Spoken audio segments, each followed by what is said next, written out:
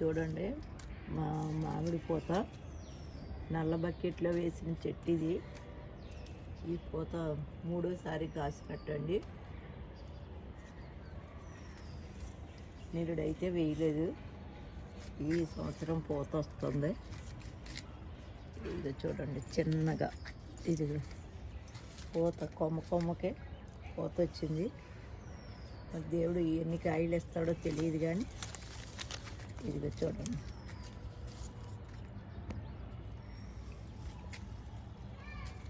ఇదిగండి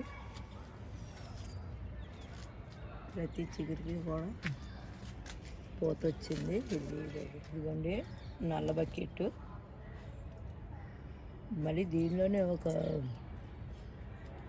టమాటా చెట్టు కూడా వచ్చింది, కొండపిండాకు కూడా వచ్చింది.